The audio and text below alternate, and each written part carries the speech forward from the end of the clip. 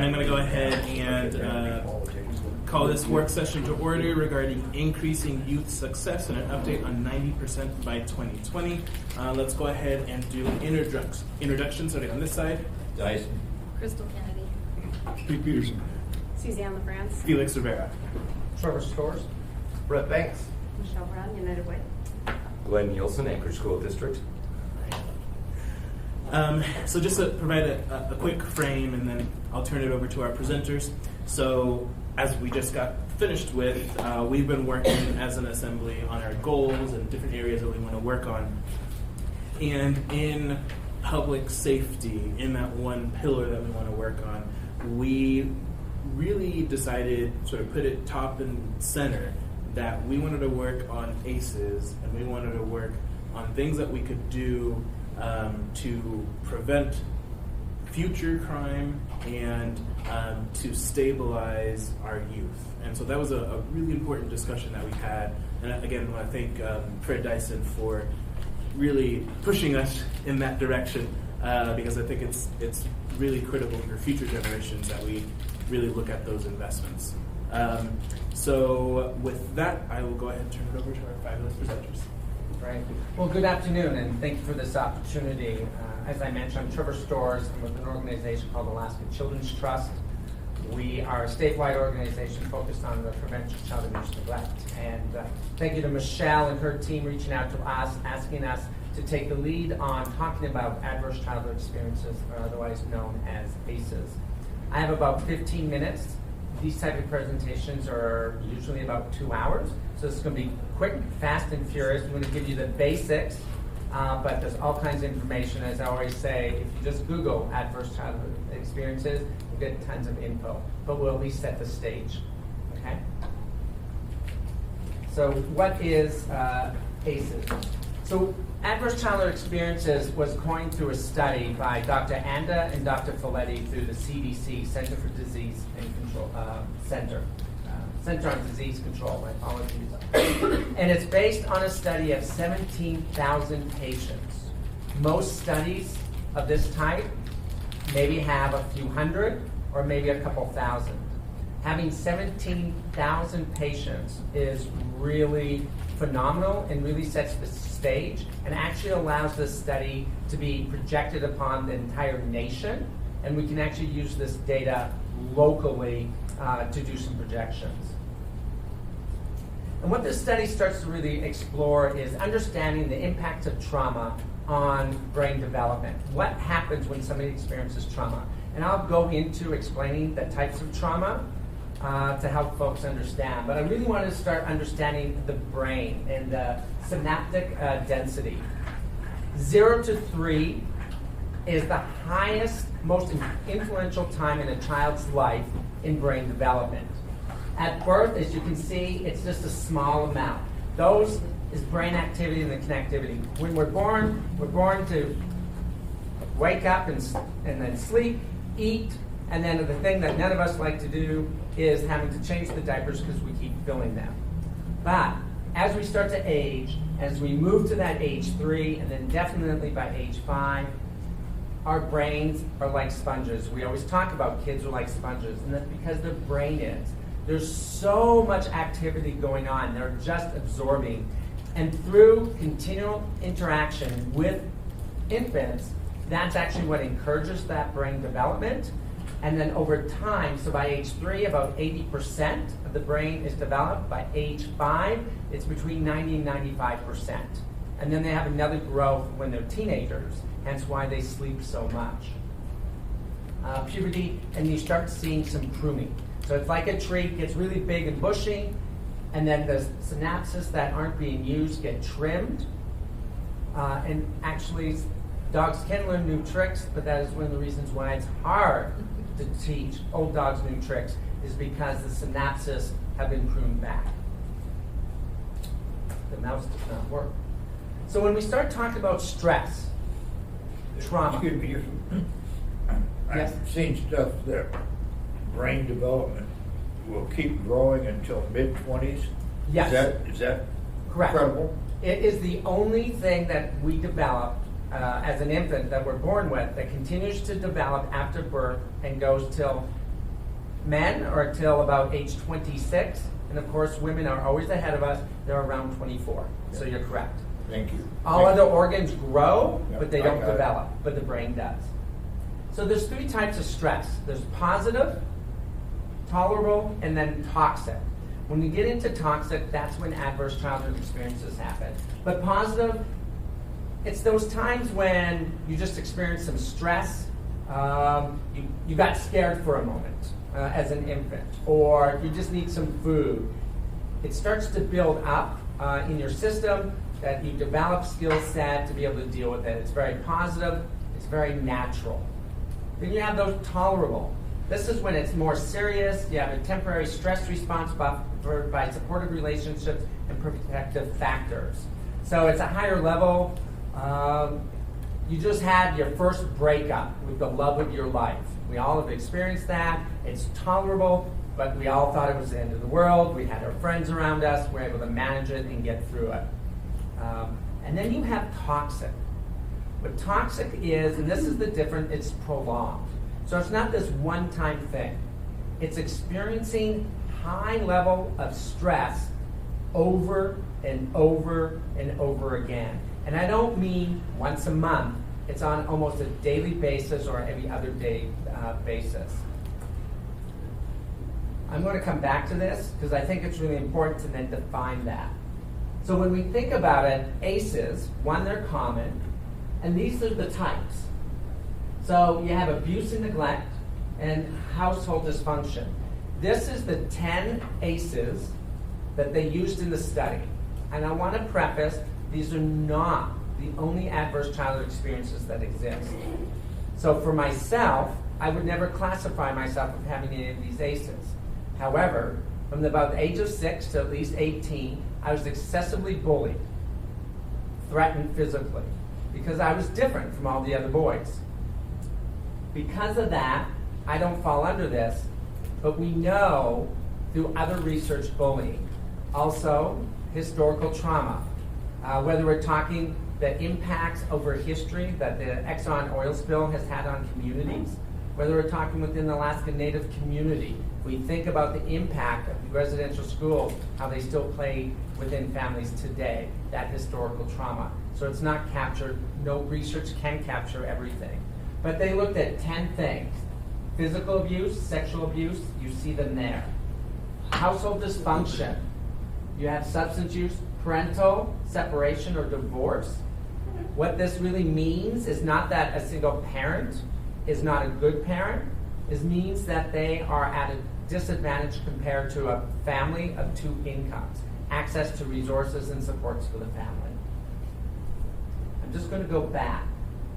Well, one thing I want to mention is you'll hear people do their ACE score.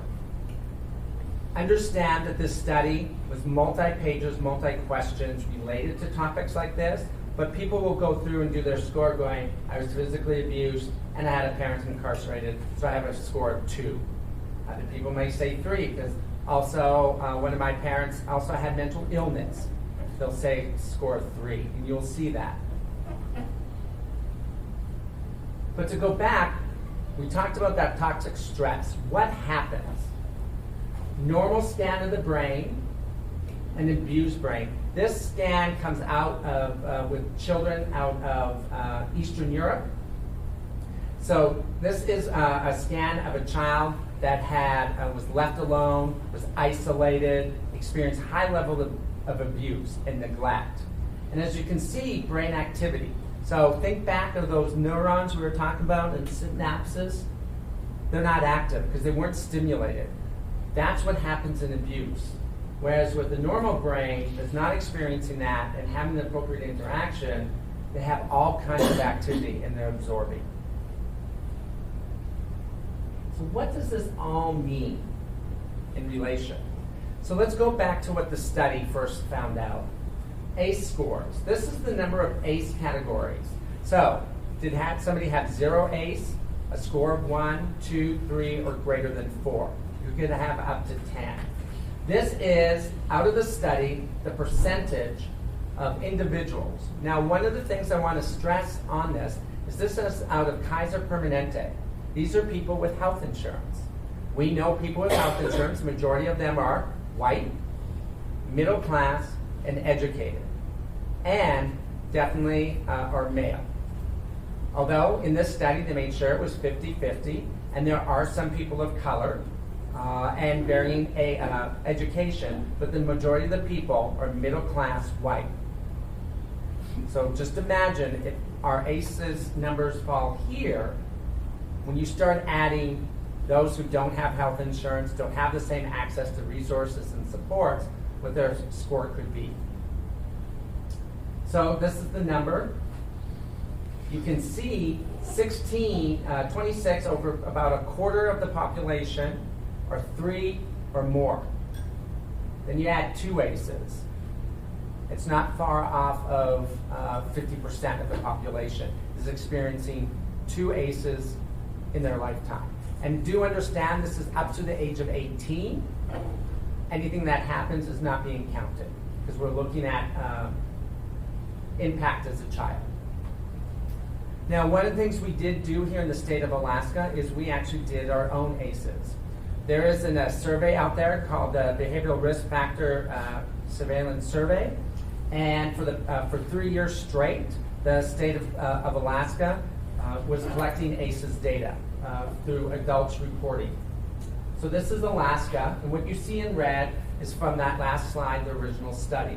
So here, as you can see, we're about the same for 0, but for 4 or more, we are about 7% higher. Almost the same for 3, and just a little less under 2, higher for 1. So we have, which probably not that surprising for our population, we have probably a higher rate from the study compared to the rest of the U.S. for ACE scores. We've had more trauma in this state. One of the exciting things about this study that really stood out was they have a dose-response relationship. What this means is, and this is rare for a study, and it's very rare for them to even be able to prove this, but because they had such a large population, that they're able to show, when you look at a health problem, as somebody's ACE score increased, their risk level of experiencing that health problem also increased across the board. Do understand, that's usually a sign of, whoa, is this study correct?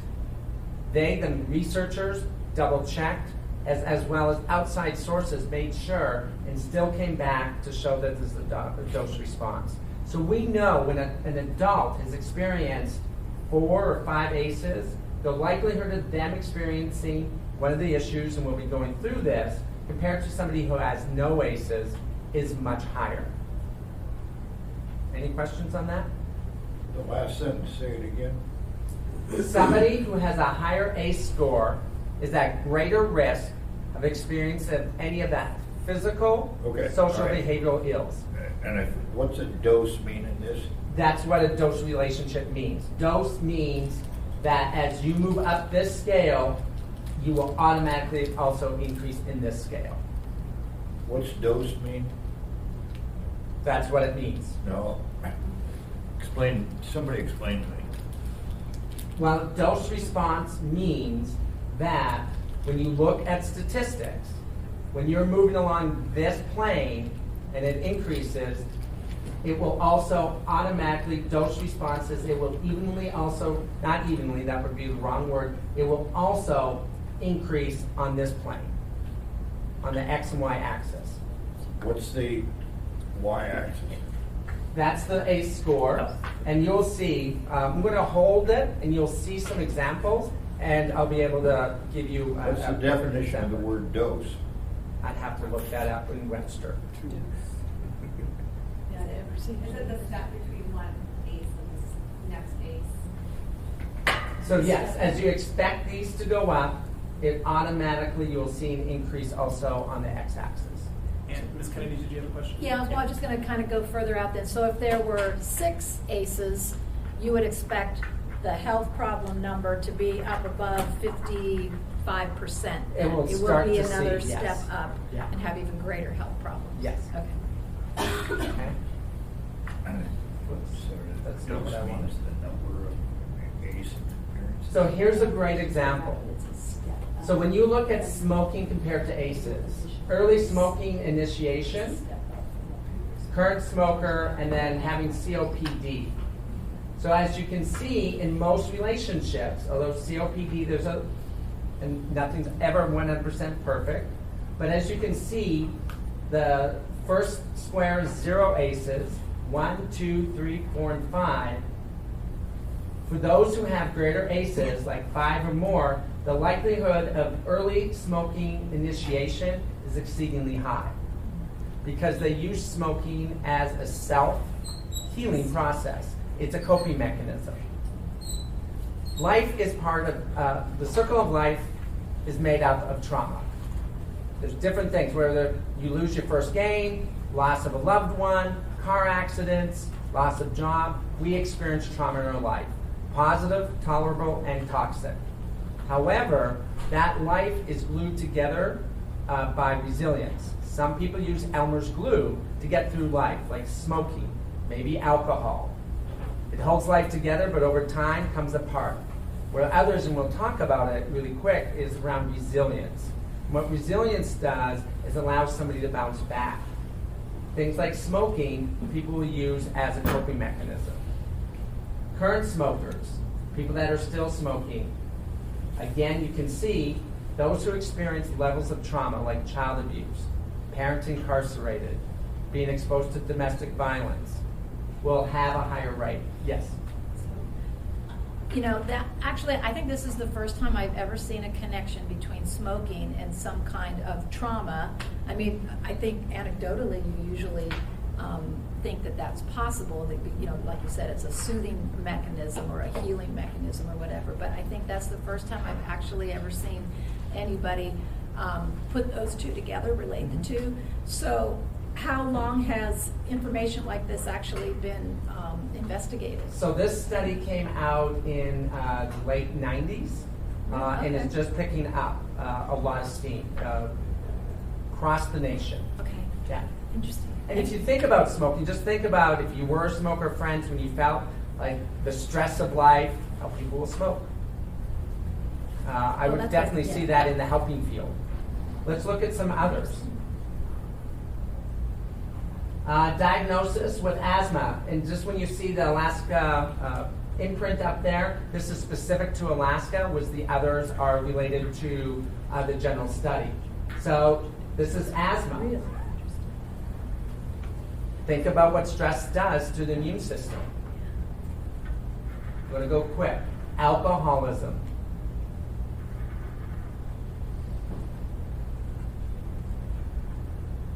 Liver disease.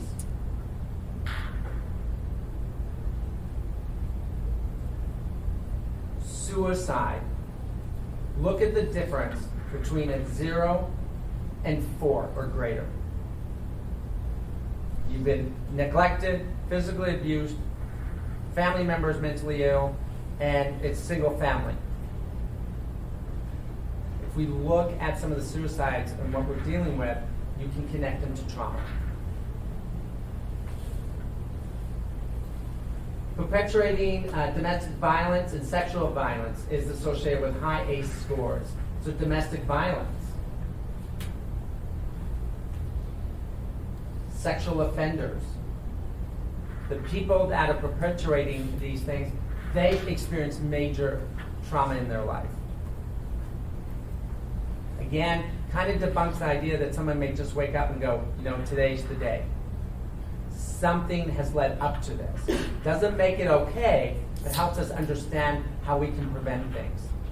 So you're making a marvelous case that these are all the results or fruits of an unsuccessful ACEs thing. And Yes. if we invest and do it very well, we're going to see all these things reduced. Yes, sir. I'm sold. You can skip the rest of this. Well, I'll be really quick. I appreciate that. Best sales pitch ever. Thank you, Mr. Dyson. Just even think about serious job problems. People are trying to hold jobs, and they're having problems, and they can't. And we keep going. If you just get a job, you'll be successful. You can deal with life. They can't. They run into problems. Absenteeism. This is on work level. Depressive disorders. This is Alaska specific. Look at that difference. Kidney disease. Use of Medicaid. We keep wanting to talk about reducing our budget on the state. Who reported low food security. Population attributable risk. So this is an amazing thing that this study was able to do, because again it's 17,000.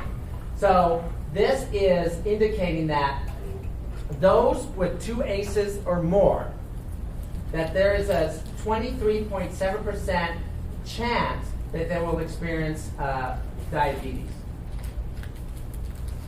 Frequent mental distress, 60%. Now, one of the things I want to emphasize, just because you have an A score of X, doesn't mean alcoholism, doesn't mean suicide.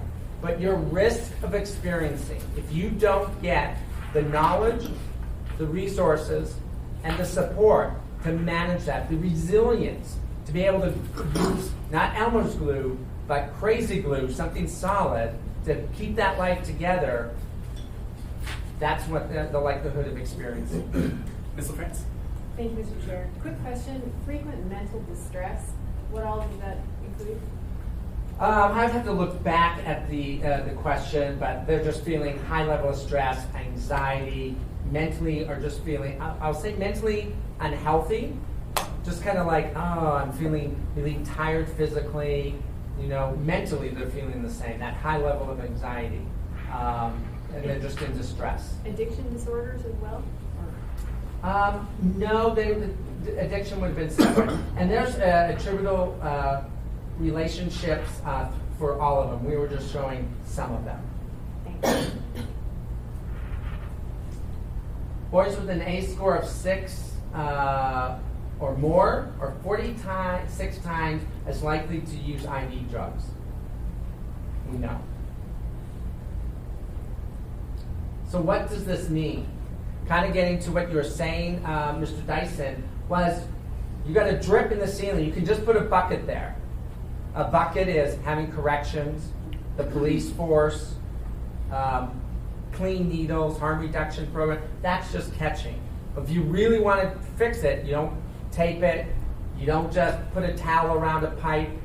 You turn the water off. You cut it out. Put a new piece. Weld it together. Make it brand new and fix it. You go to the cause. That is trauma. We know that individuals that experience high levels of ACEs die 10 to 20 years early. So you have early death, you get all these disability and social problems, all these ills that we are working with as a society come from the adoption of high-risk behaviors related to social, emotional, and cognitive impairment, which is related to that brain disruption, which all started with adverse childhood experiences. So if you think about going upstream, it's going down this pyramid and addressing this. And we know where there's one ACE that occurs, there are usually others. So if somebody has one, the likelihood as a child, they have one, there's 87% chance of another one occurring. Now think about that attributable risk that I just showed back. So if they have one ACE, the likelihood of getting a second one before age of 18 is 87%, and then they fall into this. Think of that pressure on their development. Could you also make the converse that if someone has 0 ACEs, 87% chance that they're going to stay at 0 ACEs? No, I can't. And it's a good question. I do not have that answer. Economic costs. The annual costs linked with ACEs. Adult Medicaid, $382 million. What we're paying out in Medicaid because of the trauma that our Alaskans are experiencing. Smoking, what it costs us. Binge drinking, obesity. I think we could have a different conversation other than the PFD, personally. And there's hope. That's the most For the important record, that's thing. Fred. All right, I obviously need to go and hang out with Fred. Mr. Dyson, I should say. Is there is hope. So again, I want to emphasize, just because you have an A score does not mean you're guaranteed. You're just at greater risk. But what lessens your risk is having resilience, emotional, social, physical, and mental. And that's a whole hour discussion, but I want to make sure there's time for 90 by 2020. Mr. Dyson, sorry. So I assume people with high scores, lots of trauma, their social dysfunction will want them to become profoundly dependent on someone else, or profoundly angry and resentful, and will want to socialize with a group with hate stuff. Everybody reacts different. It can have a variety of things on you. And I don't know if I would say dependent, but again, we have seen people, and I'll introduce, and there might be even people in this room that have a high A score, 4 or greater, that are very successful lawyers, doctors, politicians, teachers, as well as just even a social worker. It's because they were surrounded by great supports. Yep. Yeah. But you showed the different things that are affected. Apparently, certainly affects physically stuff. Absolutely, a lot of physical health. Does it? Okay, I was thinking that it would correlate with people who wanted to be very isolated. Well, again, people react different ways with Okay. trauma. Definitely trauma like being a victim of some form of physical abuse. You will see, and if they have not gotten support and treatment around that, want less connected. So just so you know, this study came out of Dr. Folletti working with women who were overweight, very large. Worked with them for months, got them down, they were doing success, they went out on their own, come back for a visit, they were gaining weight, trying to figure it out. Like, you were doing so well, what was going on? Many of these individuals, one of the ways to keep men from interacting with them was by having weight on. And he figured this out because he asked a question that nobody else asked. Rather than asking, what's wrong with you? Why aren't you keeping this weight off? He reversed it and asked the most important question you can ever ask somebody that when you see this is, what's happened to you?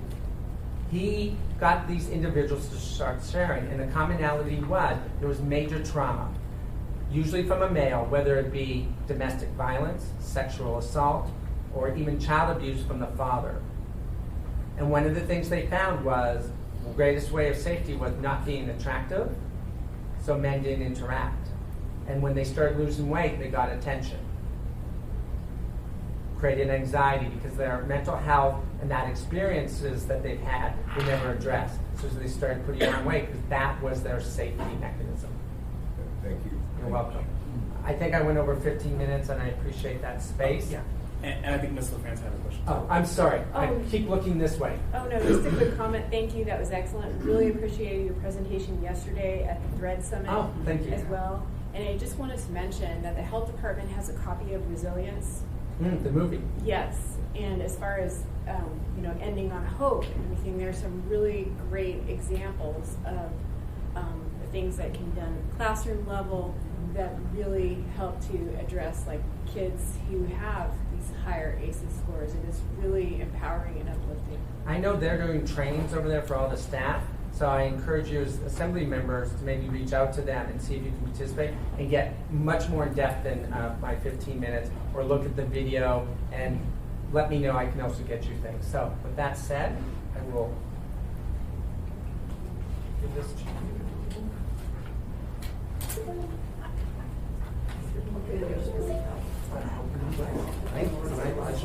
That's great. So, you want to begin? Yes. Thank you. Oh, here, you guys are all together. And apologies, I didn't clear the record earlier, but we were joined pretty much at the beginning of Mr. Storr's, for the record, presentation by Star Marset, president of the school board. Thank you for joining us today. Thank you. Again, I'm Michelle Brown, United Way, and appreciate this opportunity to share with you some work that's been going on for a fair amount of time in this community on how do we address the children that have had these adverse childhood experiences. And this picture, you can see it all well, kind of says it all of how we address it, is the 90 and the 2020 in that picture are middle schoolers, and the outside ring are community providers, advocates, and volunteers. And it's a sense of we need to surround our kids with the supports that give them the resilience they need. If we can't prevent, at least we can surround with resilience and things to improve their situation.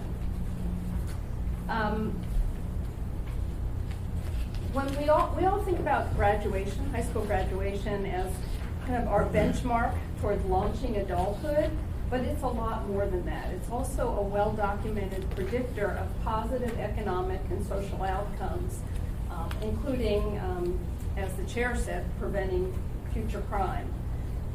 Over a decade ago, we had a lot of community discussions about how we were doing with our kids, and we analyzed all these impacts, and we also saw that we had a stubbornly persistent 60% on time meaning 4 years from when you started ninth grade graduation rate, which essentially meant about 1,500 seniors each year were failing to graduate on time.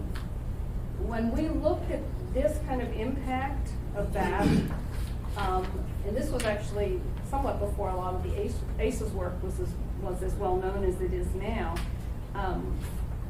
we just said, we pulled together a lot of folks, and we all just said, enough.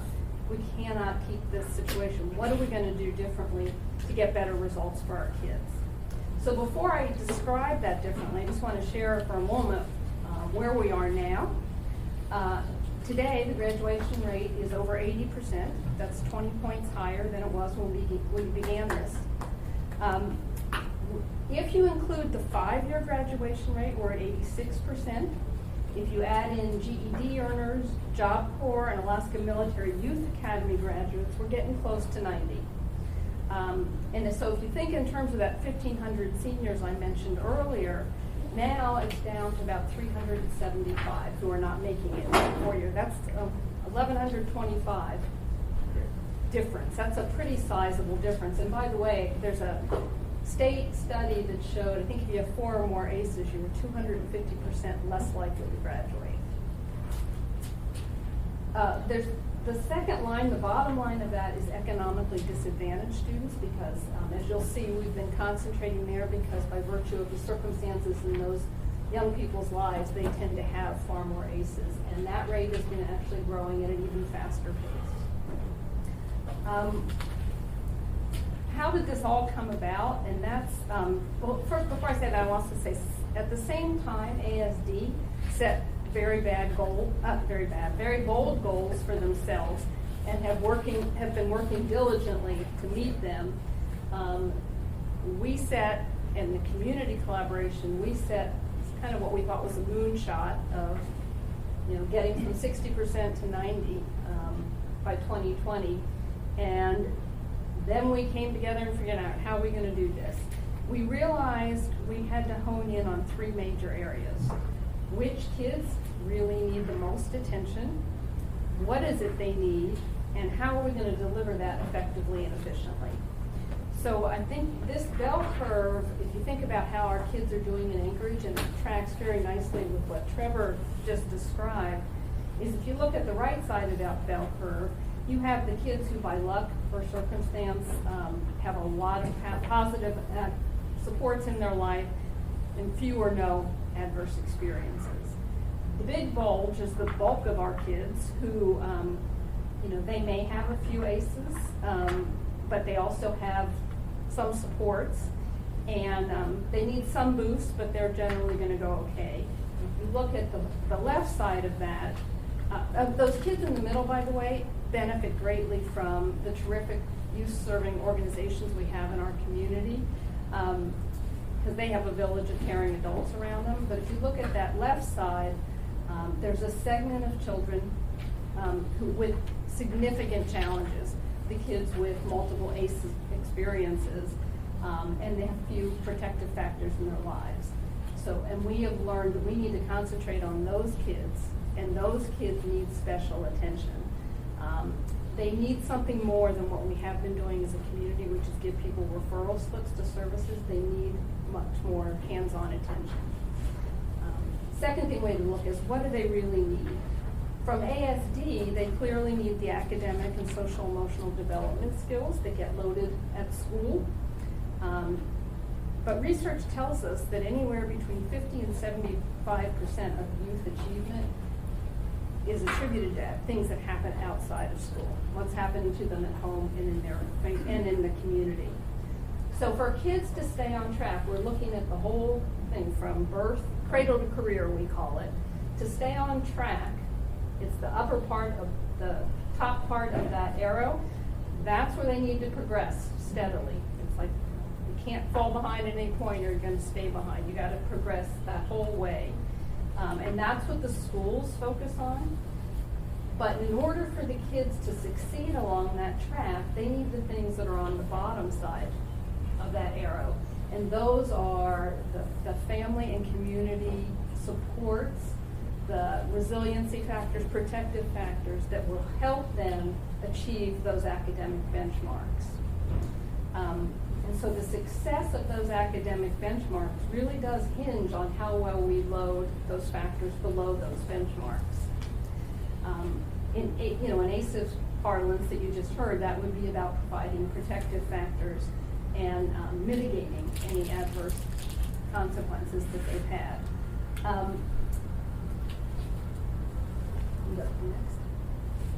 So once we determined which kids needed help and what they needed, we had to figure out how to load that efficiently and effectively.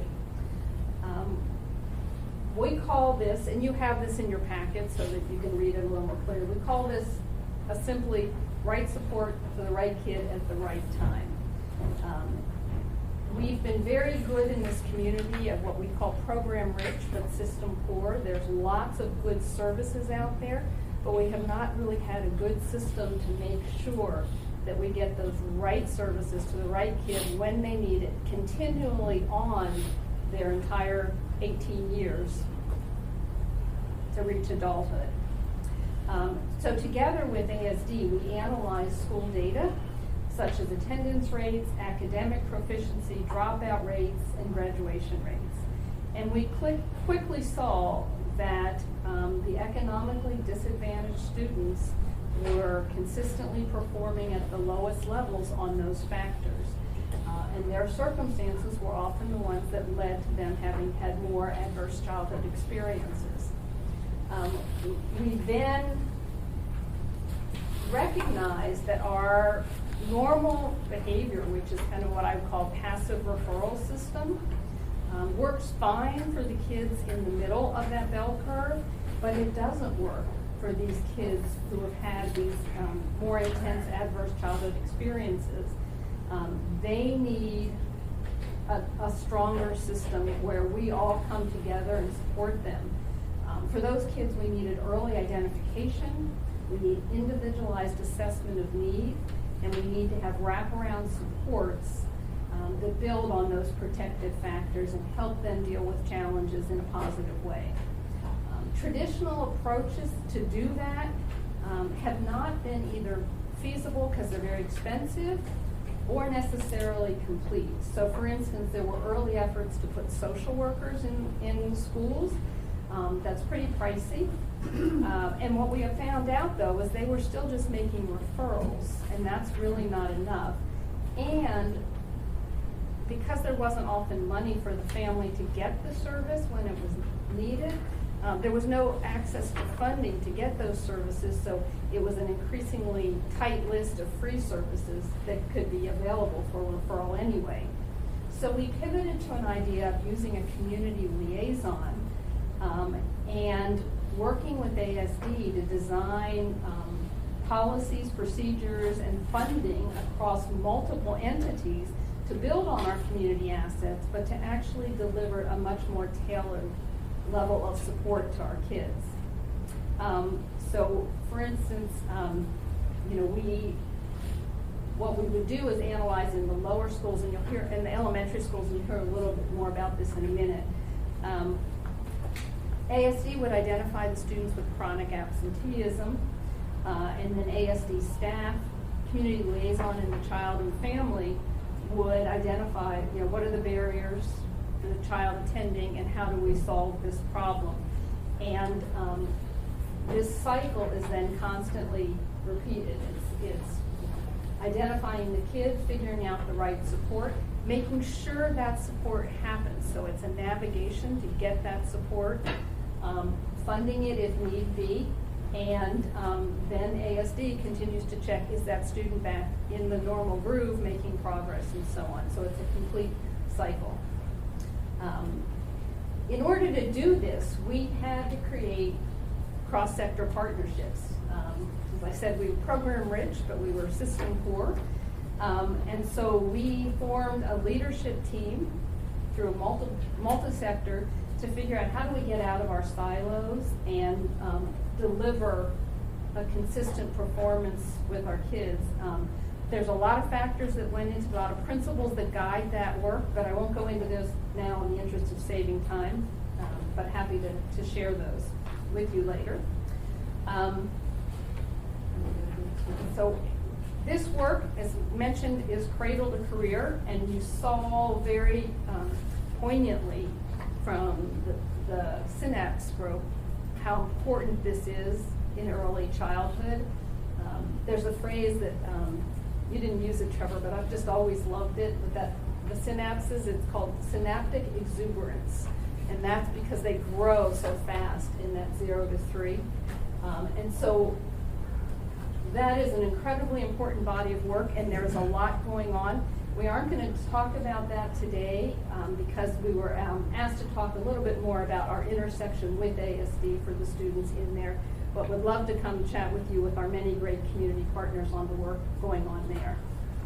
And so I will turn it over to Brett to tell you more specifically now what's happening in the elementary and the high schools. Thank you, Michelle. I want to lead off with a hearty hooah for anybody who would know what that means. So in elementary and middle school, we began implementing the right support to the right student at the right time approach.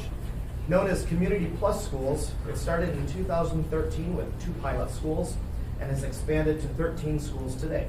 It assists children with chronic absences because attendance is a key predictor of educational success, an accepted proxy measure for increased student connectedness, and a protective factor that helps build the resilience that we were talking about earlier. Currently, 2 full-time community liaisons work with on-site school staff to directly connect the referred student with varied supports, including mentoring, after-school clubs, service programs, food, clothing, housing supports for the families, tutoring, weekend food programs, and transportation to after-school programs, and appointments like therapy.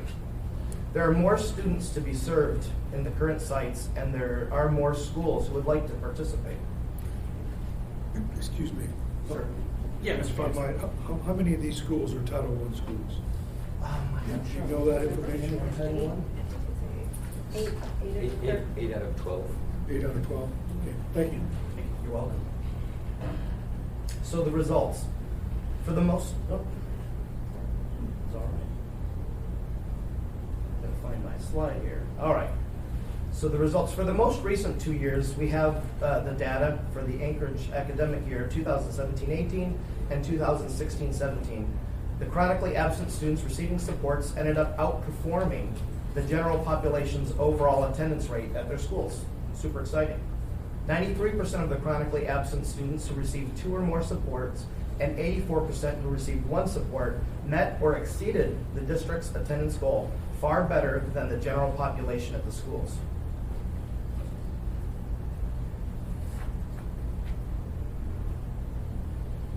Similar work in grades 9 through 12, known as the Back on Track program, assists students with insufficient credits, a failing grade in a core class, poor attendance, and coping with homelessness, poverty, chaotic home lives, and abuse.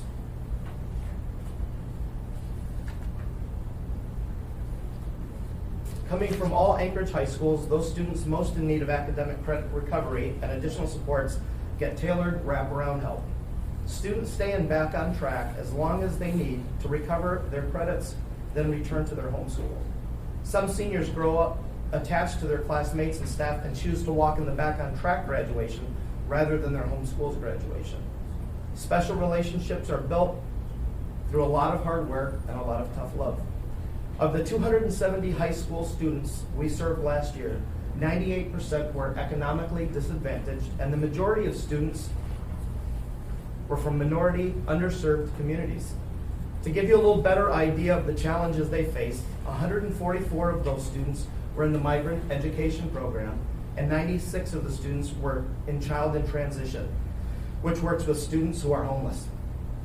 Back on Track provides vital attention and resources for those students. These include day, evening, and summer small learning environments with tutors on site to help address academic hurdles as soon as the kids run into them. Evening credit recovery classroom is particularly important for those kids working to support themselves and those who attend their home school during the day and then evening class at night to double up on their credits so they can be back on track for graduation. Other supports include housing, eyeglasses, counseling, food, transportation, and mentoring. These supports give these youth a fighting chance to earn their diploma and walk the stage with their peers. Back on Track is beginning its 4th year this year. Since launching, 789 9th through 12th grade students have been served by the Back on Track program. They work hard to catch up. We're pleased to report that 215 seniors earned their diplomas, roughly 70% of the seniors served. Hua that one too. Hua. Graduation is not the only goal, but also preparation for life beyond the classroom. To date, of the Back on Track graduates we have been able to stay connected with, 64 are employed. It says 63, but it's 64 now. Data's always updated. 42 are in college, 17 are in or have completed their internships, 8 have joined the military, and 3 are in trade school. And this picture here is Wyatt. Wyatt is now a lineman doing repairs in the Bahamas.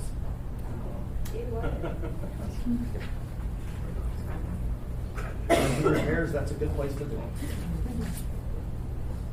So according to ASD Data Dashboard, 2,575 of all high school students at the end of the 2018-19 school year were not on track for graduation.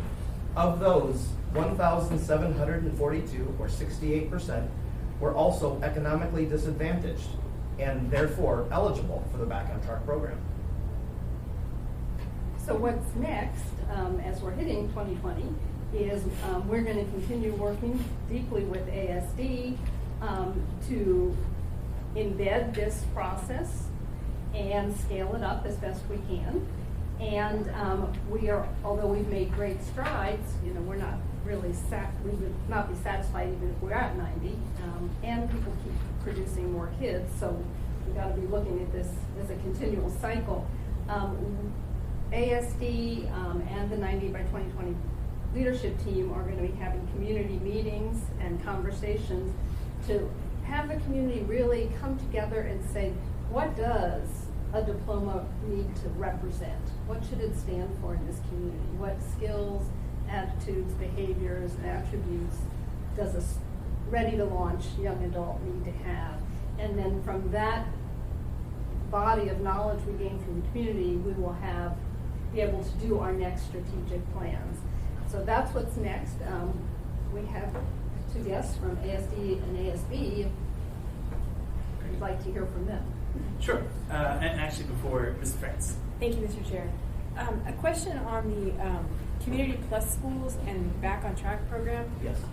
Those are programs within existing schools, or are they separate locations? I mean, like they're a cohort? So there's 13 schools that the Community Plus is operates in those schools. The Back on Track program takes students from all high schools as they're referred. Okay. And so it's a partnership, and because we, as we mentioned, there's so many resources that we build from, we blend all those together. So, but all high schools can feed into the Back on Track. Are those cohort programs? I mean, as far as the students who are in those programs, are they individually? Do they function as a group or meet or anything like? Or no? I thought I heard something in there about wanting to stay within. Oh, can you, Sorry. I'm Catherine Curtis with United Way. Each student is functioning individually. They roll in and out of the classroom as they earn the credits they need. Each student comes in with a different credit need throughout the whole school year. Some come in even in the third quarter. So it really is each student working independently, and so there's a plan for each student for what they need to achieve. Okay, got it. Thanks. I think I just Oh, no misunderstood worries. the point on there. Thank Yeah, you. some of them come in at the end and have the option of graduating there or with their school. So. We might also note that the classroom is in Covenant House. There's a day classroom that has been located in Covenant House for many years, and then Back on Track expanded to provide connection to community-based services for the day classroom, and then to also create a night class, which has been key for students who are working to support themselves and their families. Thank you. Thank you. Mr. Dyson. This is a question we should always ask you. What can we do to help specific things? What can we do to be less of a problem or quit doing this stuff, messing up your estimates? That's great. Maybe before you answer that question, that can be our closing. If you two want to talk. Yeah, introduce yourself. Well, I can speak to the United Way partnership with ASD at the elementary level with our plus schools. And Ms. LaFrance had asked about the cohort at the elementary level. At student assistant meetings at each school, students that might be identified with need of a resource that maybe is not available, or that we've already maxed out resource-wise at the elementary level, then that would be shared with the school liaison. If we have a teacher or a staff member assigned to each school, they're receiving an addenda paid for by United Way. They then meet with the United Way liaison, and then they identify those resources out of school. We've had everything from eyeglasses to travel to even pro bono legal work, I think, providing, or tax work for the parents, just to help them get on their feet. The exciting part of it is the alignment of school goals with United Way's 90 by 2020 and the connection. When I saw Wyatt up there, Wyatt is up there because he's the close personal friend of my son. My son worked Wyatt's SetNet site this summer because Wyatt was down in the Bahamas. He spent a lot of time at our house during his high school years. And so he's like a second son to me in many ways. And I can tell you for him, his connection with United Way and our own Child in Transition program, and where the district and United Way connected and came together, created a positive outcome for him. He'll be coming back to Alaska. He's going to interview with IBEW. He hopes to make his home here. And we look at alignment then, and I apologize, I'm a little froggy, at the elementary level, what we can do to provide the resources from the community for our students, how that then works its way up to the middle and through the high school. So it's not just about what we're doing at one level, it's how do we continue that from K all the way through 12. And it's just, and I can provide more detail, but I think Wyatt is a perfect living example. And actually that picture was the one that Wyatt texted me, which I gave to Barb to put up. So when I saw that, hey, that's Wyatt. So I'd like to talk a little bit about our strategic plan because I'm really excited about it. We have brought in United Way, Bridge Builders, Ministry Group, Alaska Native, Health Consortium, ADEC, the Mayor's Office. These are all people that are part of our steering committee, and they're helping us to come up with the questions that we will present to the community as a large and get their feedback. Also, they are recommending what groups we might go out to and receive feedback. We are in the process of validating our questions. The district has put together a survey that we'll be reviewing, and then we're training our facilitators in the next 2 weeks. We have facilitators coming in to help us with this, so we'll do some, they're already facilitators, but we'll do training on what we're looking at. And then we're going to go out to, we're going to set up 4 locations, as we always do at various schools logistically, but we are going out to faith-based groups. We're going out to communities, the Hmong community, whoever we'll send out letters saying that we'll be happy to come out. Whoever wants us, we are going to come out and we're going to ask them the questions and we're going to get their information and we're going to bring it all back and we're going to go through the data, make it collective, and find out what are the top issues in our community, because we cannot do this alone. We know with our financial resources, with everything else that's going on, if we don't bring the community in and find out what we need as a community, not just as a school district, for our students and what's going to help them be successful, we can't do it alone. It's that old verbiage, it takes a village to raise a child. Well, we need everybody in this city to help us educate our children. So that's my soapbox. Thank you. Great soapbox. So now we'll have everyone answer your question, Fred, of what we can do and how, if we can step out of the way. No, we don't want you to I don't step think out of the way. I'm pretty old, and I don't think I've ever had that question asked by a political body before. Thank you. You know, we know the costs of this pretty much now because we've been doing it enough. We know it on the Community Plus, it's about $1,000 a child, and for the older kids, it's about $1,400. And the infrastructure is in place now, so now it's just a question of scaling it. So, you know, to the extent you make awards, for instance, to youth-serving organizations, asking them to consider aligning their efforts, because we are building this on community assets. We don't want to create new things. So how to encourage those linkages from those providers who are doing services is a really important thing. The other thing I would say is, you know, you are the face that represents this community, and part of this work, we told you about the programmatic work, but there's also a whole side about community engagement and community will building. You know, a community that stands for our kids needs to be very vocal about that. And you know, when we set that bold goal of 90 by 2020, we wanted this city behind that goal like we get behind a sports team. That's what we have to create a culture that our kids feel that we care about them, we expect the best from them, we're going to push them, but we have their backs. And that sense of community engagement and culture, and you are the face of this community, I think is, oftentimes we don't realize how important that is, but it is really important of setting a tone of how we value caring for each and every kid. If I may summarize, you didn't say you wanted more money from the city? We would be, the more money, let me just put it this blunt way, the more money we have, the more kids we can serve. Right now, Okay, you do want more money. I'd love to have more money. Right now, Right. we are serving maybe 1/4 to 30% No, of the but you can just answer my question. Yes, sir, All right. please. Quick line here said something about extracurricular activities. And we see some studies saying for particularly elementary kids, more playtime or reason, seems to correlate with better success. But sports, music, drama, dance, all those kind of things. Is there anything, have you seen any data that helps you balance, the school district balance those things? Well, I think all of those things are important because that's what engages our students. Yeah, but yes or no? I mean, there is data, well, there's some data out there, but not really.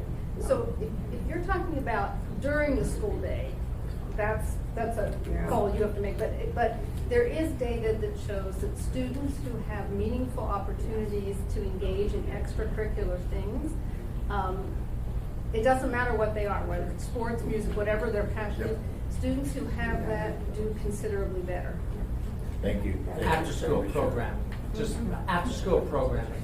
So a great example is Iceland. One of their key successes in taking their underage drinking from 50% down to less than 5% in under 10 years was really engaging their youth in activities outside of school. That was one of the Healthy three things. activities. One of the others was changing family dynamics and involvement, and lastly, having treatment available to deal with the problem at hand. Thank you. Thank you, Chair. Thank you. And if I could just add something, so if you look at the last incident where in elementary school a student brought a gun to school, whatever the reason, I don't know, but the counselor for that school had 2 other schools.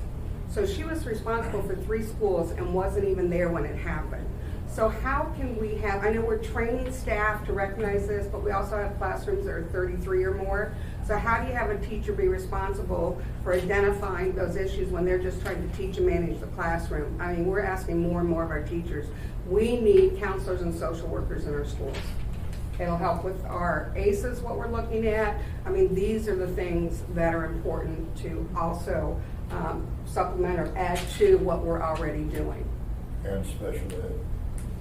Just to remember, there's only one department in our state that saw an increase. Corrections. So we can either invest in concrete and bars, or actually invest in where it's truly needed and where the data shows. Yeah, Mr. Hughes. Thank you, Mr. Chairman. And there, unfortunately, is a segment of our society who didn't do well in school themselves, and therefore they don't value education as much as some of the rest of our families did, that felt it was a top priority to make sure that we got our education. And I've actually had people tell me I'm encouraging my kids to drop out of school when they graduate from 8th grade, because there's a lot of good jobs in Alaska that you don't need a college education for. And I keep, and my answer was, well, yeah, but if they go on and graduate from high school, they'll have enough self-confidence that they'll go and get better jobs that they don't need a college education for. Or they may go get in an apprenticeship program where they can learn a skill that they can use and make a good living doing for the rest of their lives. But you just limit people's potential so much when you're encouraging them to drop out when they're 14 years old or whatever. But unfortunately, there are those people out there that are not sold on education being, a necessary thing. That's the reason we need you guys. Well, and I think it's important to remember that that number may seem like it exists, but it just didn't happen after yesterday. Because we have been devaluing school, de-investing, we have allowed that space to grow. So yes, is it a challenge? But if we don't face it today, then it's going to increase by 2, 3, 4 tomorrow. So again, back to Mr. Dyson, it's not about getting in our way. It's actually getting behind us and at times in front of us and leading the way of looking at the investment and knowing that truly going upstream is not only in education, but after school, but as some of you heard yesterday, investing early, preparing our kids for school so we want to see less costs. We know that by investing in early childhood, it lessens the number of kids that need special ed, and that is hurting our district. Thank you. All right, really quick wrap-up comments, Mr. France. Oh, thank you, Mr. Chair. Just a thank you to all of you, and I think our plans are to continue discussing these issues, and I look forward to that. And especially just want to comment on the cradle to career. I don't think people think of that when they think of the mission of ASD, and that really changes the whole frame of the discussion. So thank you for being here. Thank you. And Ms. Kennedy. Thank you. You probably don't have an answer for this, but it's probably something to think of. And I know it's something I always thought of too. Is we do focus a lot on children, I think, and with what we think we can do through our school system or whatever.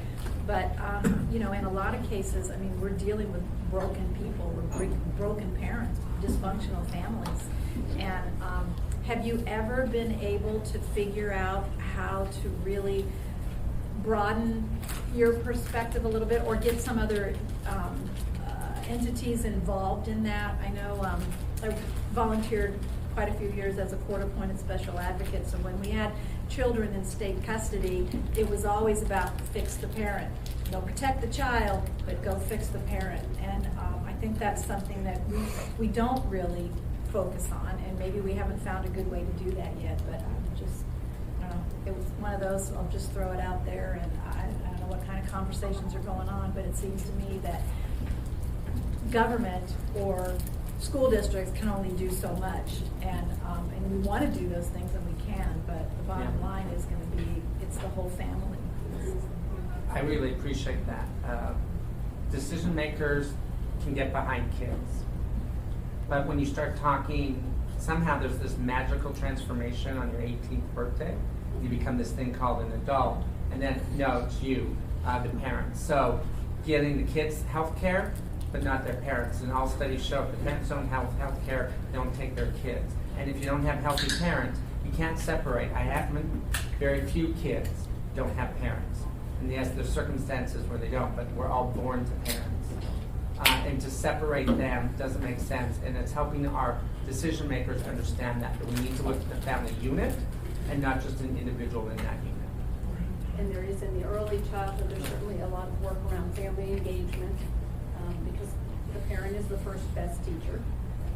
And in the other levels, there are supports to the family as well, because the family needs to be strong. But to your other point is, the more and more we integrate all these disparate programs to make sure we can do that connective tissue between what this child needs and what's already in the community and make sure they get it.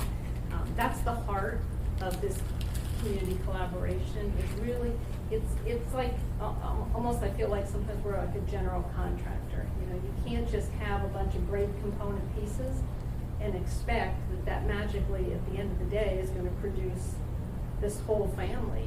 Somebody has to help make sure those pieces get put together. So yeah, it's the family and the child, but also all of us who serve them need to behave differently and not be so program centric, be more child centric and family centric. Appreciate, thank you all for all you're doing. Yeah. Thank you. Thank you so much. Thank you. Thank you for that.